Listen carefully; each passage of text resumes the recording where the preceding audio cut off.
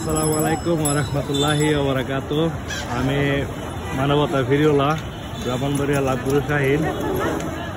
আমি এখন বর্তমানে আছি ব্রাহ্মণবাড়িয়া সদর হসপিটালের সামনে। তো আমি যাইতেছিলাম এখানে সিধা রেজিস্ট্রি অফিসে। দলিল রেজিস্ট্রেশন অফিস, এটা রেজিস্ট্রি অফিস বলা হয়। তো আমি যাওয়ার আগে ভাবলাম এটার ভিতরে একটা সুন্দর একটা জায়গা আছে, ভাবলাম যে জায়গাটা দেখায় দৃশ্যটা।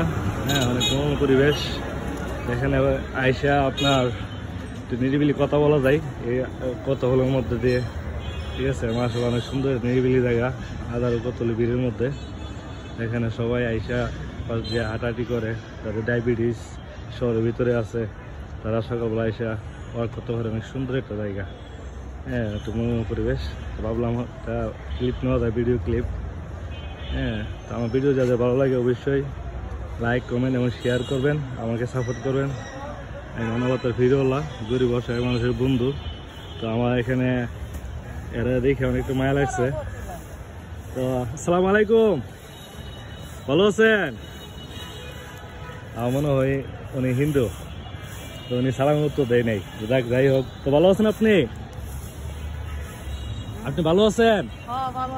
আমি মানবতা ফিরিওয়ালা, আপনাদের বন্ধু। আপনাদের দুঃখের সুখের কথা মানুষের কাছে তুলে ধরি।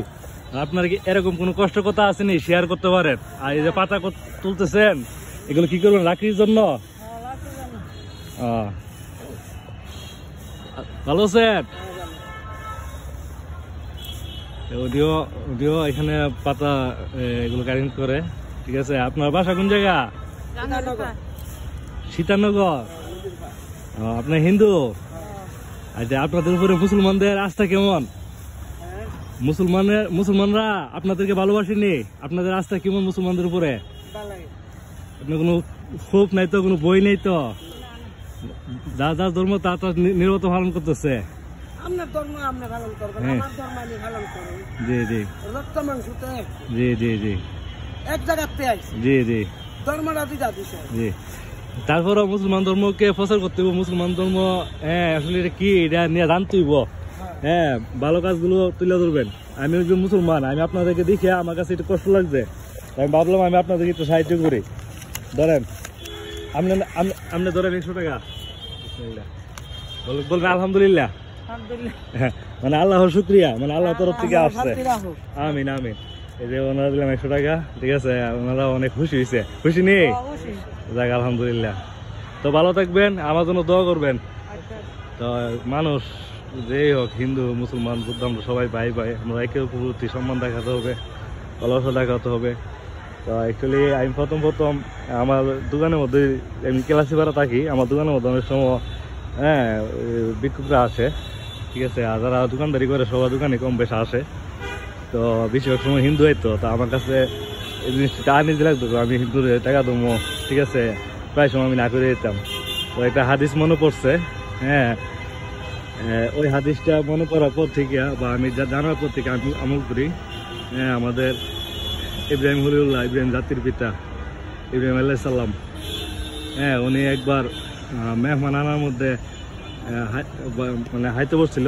তো দস্তরখানার মধ্যে একজন আজনবী মেহমান ধরে নিয়ে আসছিল যে আমার সাথে খাবার শেয়ার করেন। আর উনি মেহমানদারি করতে বা মানুষকে খাওয়াইতে অনেক পছন্দ করতেন।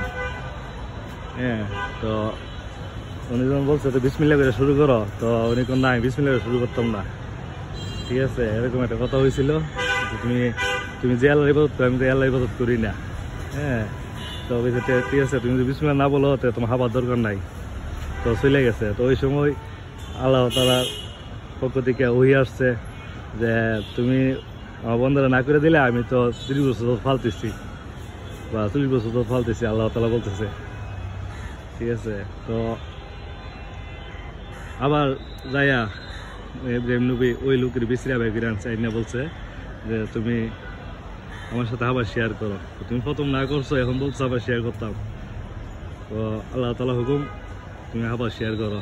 তো বলছে তোমার আল্লাহ তো ভালোবাসা, আমি তোমার আল্লাহর পর ঈমান আনবো।